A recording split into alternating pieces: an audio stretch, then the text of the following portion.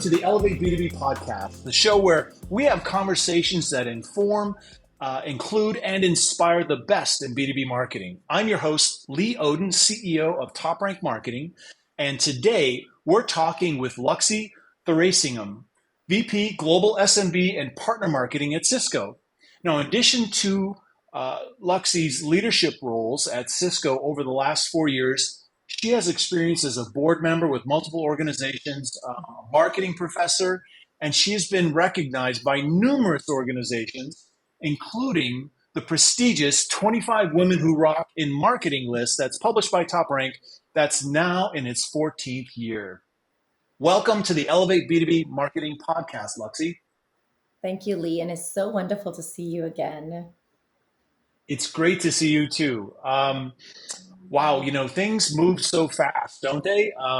And it seems like 6 months can go by and in a blip. There's so much going on in our industry and our lives, right?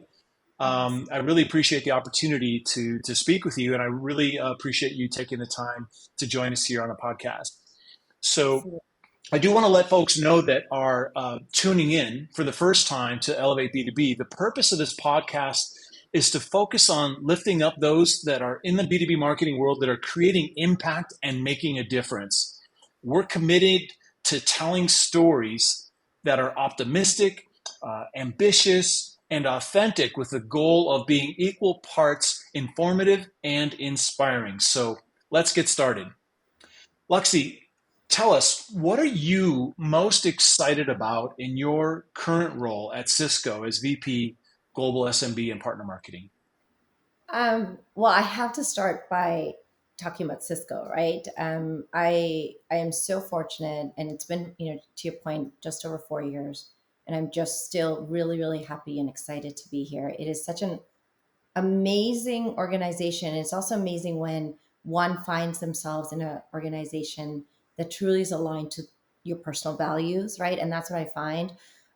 Cisco's how Cisco stands up on all things from purpose to social justice. It's just it's so close to what is important to me at this stage of my life.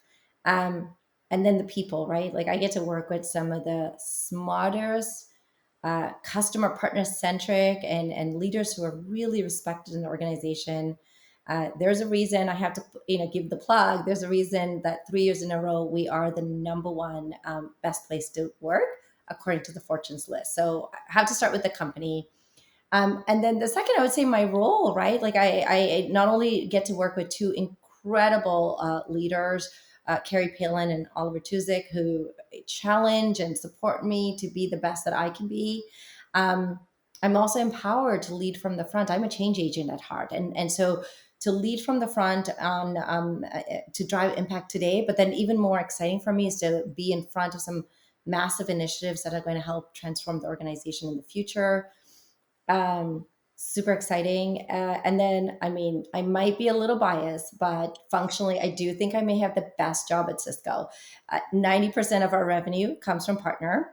SMB is the fastest growing segment at Cisco. And the work I and my team get to do has real impact on the organization. So again, might be the best job in the company. That's amazing. Digital high five to you. Yay. All right. No, that's awesome.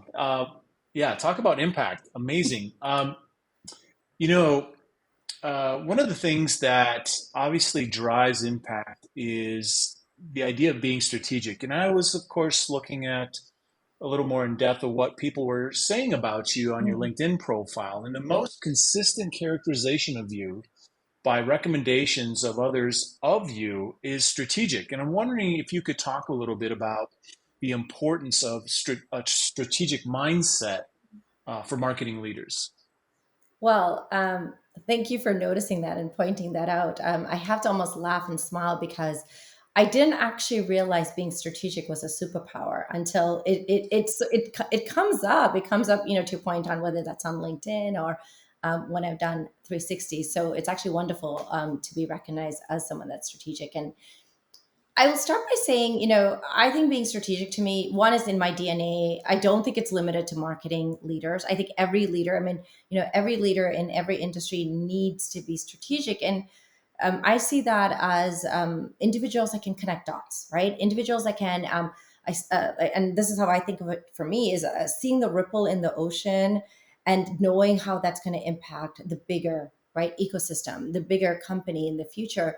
And something that I take pride in is it's the ability to also go from a strategic idea and then being able to influence others so we can do pragmatic action, right? Because a strategic idea is just an idea until you can execute on it. And all of this is, at the end of the day, our environment is changing. It's changing so fast, and we cannot be comfortable. We cannot be comfortable with what we're doing today. We have to innovate. We have to be agile, and we have to look for new solutions for problems that probably don't even exist right now, right? Mm. So that's what that means to me.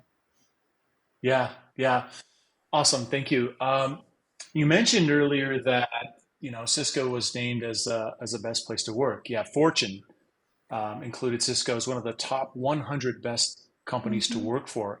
And I'm kind of curious, what do you do as a leader in your organization to create a great environment for your marketing team? Um, I have to say and own that leadership is 100% work in progress, and I'm still learning. I'm still learning every day how to create that environment because it is personally really important to me. Lee, where I start with is what kind of environment do I want to work in, right? What kind of environment do I thrive in? And use that as my goalpost to lead by example. And so for me, that means being an environment that's inclusive and supportive to all perspectives. It's an environment where we can be safe and authentic. Um, my team and I, we celebrate our wins. Like we take a lot of pride in our wins, and we actually equally celebrate our fails because those are learning moments. Um, and it's also a place where we could do more than just work, right? And what I mean by that is really encouraging people to follow their passions outside of work, and whether that is getting involved in our Cisco programs like partnering with Purpose, a women of Cisco, or giving people time and space to get involved in their local communities and neighborhoods to again and do more than just work. So that's what it means. That's what it means for me in terms of creating environment. Very inspiring. I can see why your team um, is, well, creating the impact, helping you create the impact that you are. So, you talk about the environment, the business environment that we're in is it's very interesting, right? Yeah. Everything from economic uncertainty to even the explosion of generative AI. And I'm Mhm. curious about your opinion or your insight about what you think the number one thing B2B marketers should be focusing on right now. Um, so I have to actually go back and you mentioned I sit on a board. So one of the boards I sit on is the Canadian Marketing Association, and I sit with some of the smartest CMOs and executives that lead brands at Canada. And literally, I think about last month. Last month we were discussing this article, and it was about the value of the CMO as perceived by the CEO. And it's actually Mm, really interesting, and I'm happy to share that with you if you want, because we have a little bit please. of work to do. I'll say we have work to do in this area. And the number one opportunity that came up was how increasingly important it is for CMOs to be able to show tangible impact on how they're driving business.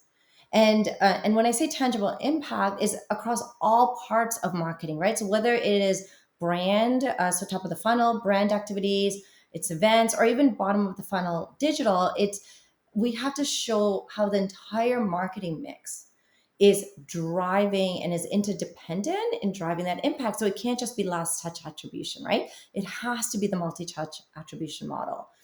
And so when we were having this discussion, what it also meant is the CMOs that are doing this right and the CMOs that have opportunity is you have to start to build and invest in new functions. And these new functions is everything from a MarTech operations team Mm, to really robust insights and analytics, teams that are committed to performance mapping so that marketers can also be scientists.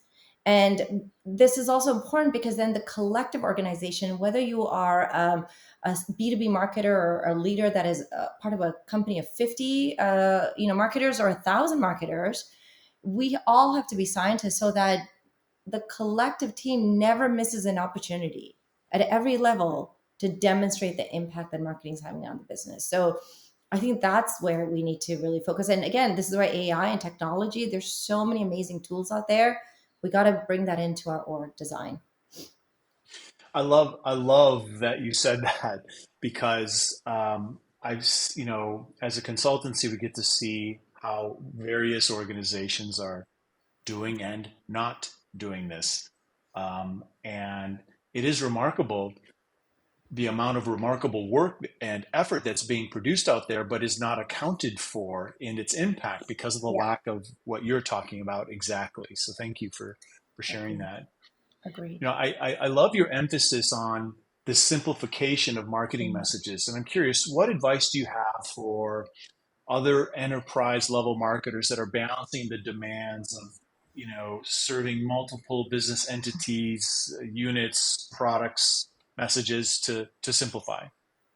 Um, so Lee, what I will say is simple is hard. And I'm sure you can relate to that too, right? Yes, Simple is yes, really, absolutely. really hard, but it works, right? And so I always say you got to be really, really ruthless about starting with the customer in mind, right? Mm, And what does the customers care about? And sometimes that actually means, and I hope I'm not going to offend anyone, but that means that you're going to have to leave your organizational ego and your organization silos behind, right?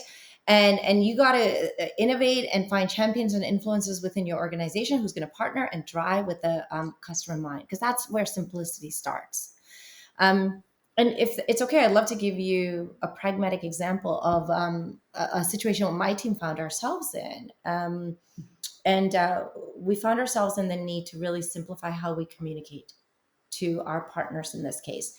And especially during the pandemic, I don't know about you, but I think I got an email from just about anybody and everybody I ever signed up for, right? And our organization, same way, we found ourselves in a situation where email became the go-to way.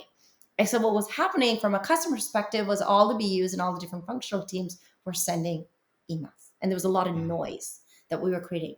So we came up with some new ideas on new platforms and found ourselves with champions, got some really great SLT senior leaders to be our advocates. And what we developed what we call the partner launch experience. And what it was a digital platform that allowed us to bring bite-sized content from almost 30 plus BUs across Cisco, and wow. the format was tiny, it was small, and it was videos. It was TED Talks, because again, the business consumer is also a consumer. And I don't know about you, but I consume content not as a B2B. I consume content as a human, right? And so we brought video format into it, and it worked. We reduced the noise. We sent everything in one package in easy bite-sized format, and we had 80% of our highest profitable partners all engaging in this Wow. mechanism, 20,000 content views every single time. And here's what I love. It was such a great idea that even after the pandemic, it is still live and we continue to invest. And now we've had even more BUs come in, want to join because they want to, put their content in here as well. So great example of innovating, simple, looking at simplicity. And then um, when you put the customer first, it works. Yeah, that's brilliant. That's fantastic. What a great example. Thank you for sharing that. You know, there's so many things we could be focusing on, right? And I think one area that a lot of big brands are focusing on is this idea of authenticity. I'm curious what you think B2B brands can do to create a more authentic connection with their customers and even prospective customers. Okay, this is going to sound really obvious, but to create an authentic connection, you got to be authentic, right? I mean, it sounds so obvious, but you got to be authentic. And I laugh, Lee, because I've seen brands not do that, right? In the spirit of sort of jumping on the latest trend, but not necessarily living it. Yeah. So I say you got to be authentic. Again, lead with the customer in the mind. And again, I know you saw my background. So my background is I'm a B2B marketer and a B2C marketer. I do both. And increasingly, it's actually no longer about B2B or B2C. It's about human to human. And it's not about the Hmm. products, right? It's about how we're helping solve problems.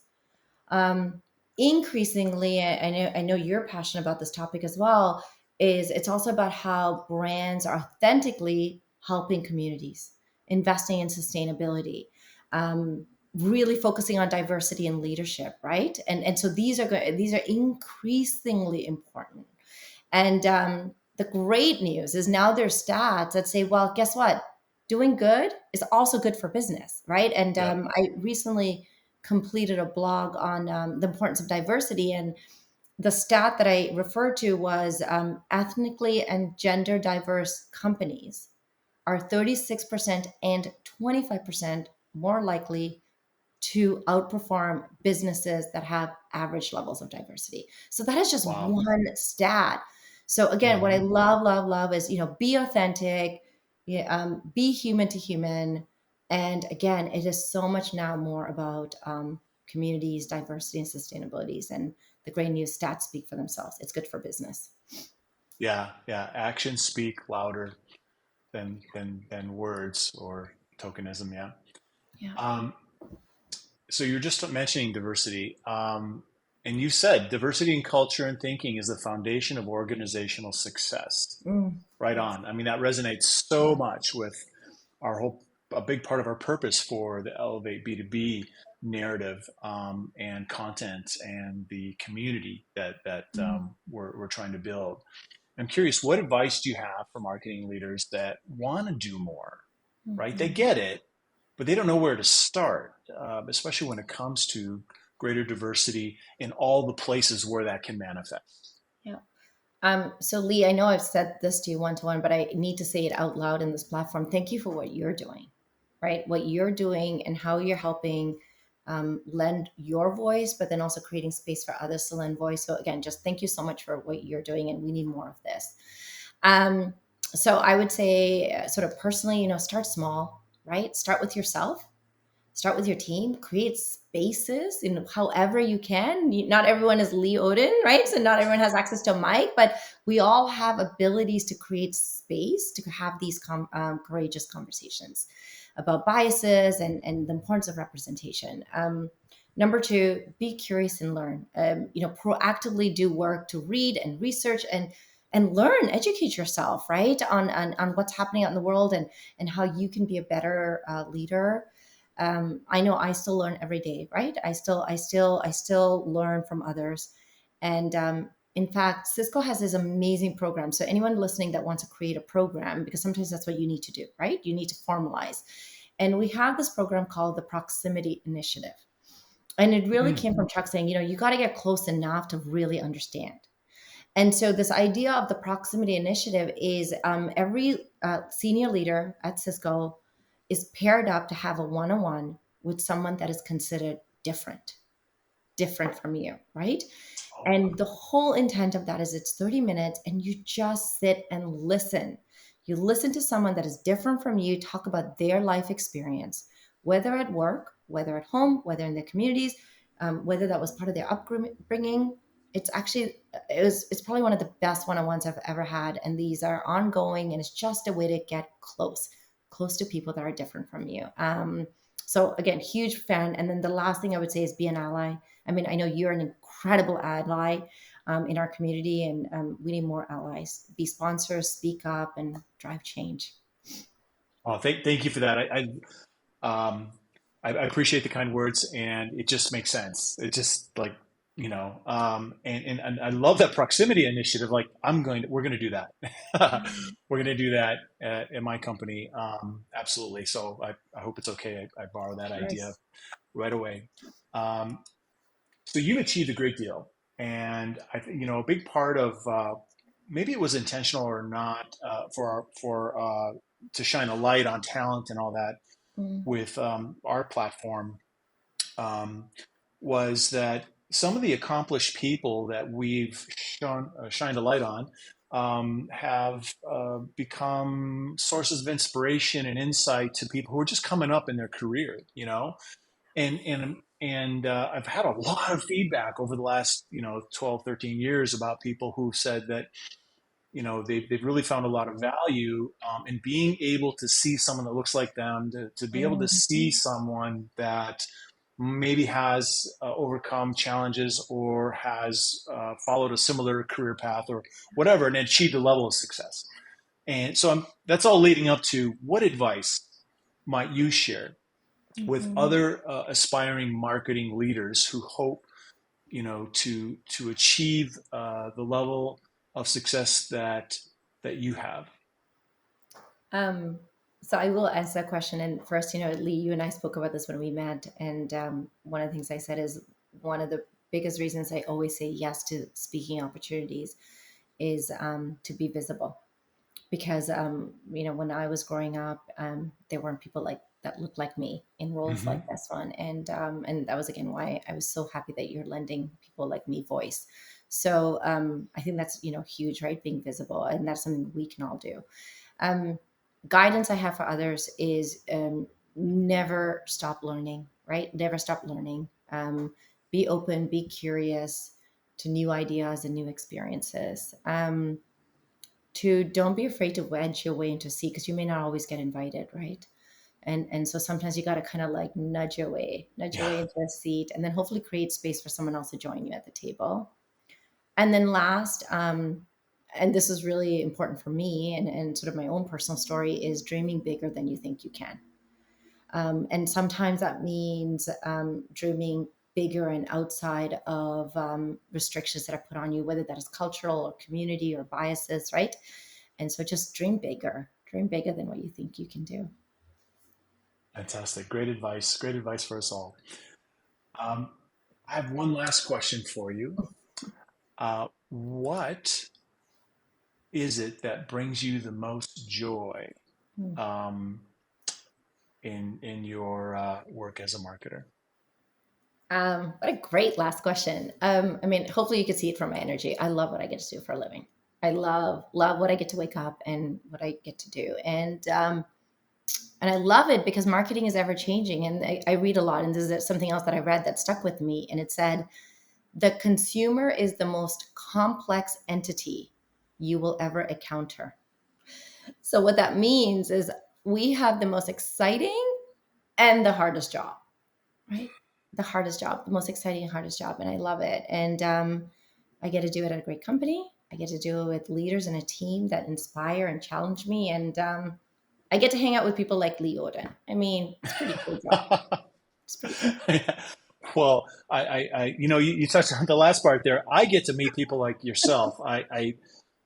It's one of the most wonderful things in the world, is to get to connect with people who are so talented, are so smart, and inspiring all at the same time.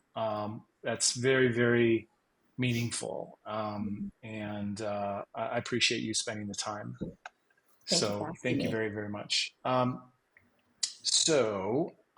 Thank you for sharing all your wisdom, Luxy, and insights, and helping us do our part to help elevate the craft and spirit of B2B marketing.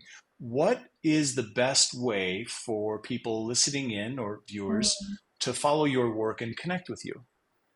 LinkedIn. I mean, I'm on LinkedIn and Twitter, so we'll send over my social handles. But find me on LinkedIn, find me on Twitter, and Okay. say hello. Oh, and I do also share a passion for wine and books. I happen to have an Instagram page. I don't even know if I told you this, at Okay. winebook underscore club. So you can also, if you like wine and book, you can also follow me on Instagram. Okay, great. Well, we'll be sure to include those links in the show notes. Awesome. Thank Well, the you. Elevate B2B Marketing Podcast is brought to you by the team at TopRank Marketing, where we help enterprise B2B tech companies get more customers through content, search, and influencer marketing. Of course, you can find us online at toprankmarketing.com. Be sure to subscribe to the Elevate B2B Marketing Show on your favorite podcast provider, since we do have an amazing list of highly inspirational and impactful people in store. So you won't want to miss out on the next show. Thanks again, Luxy. I really appreciate you spending the time with us today.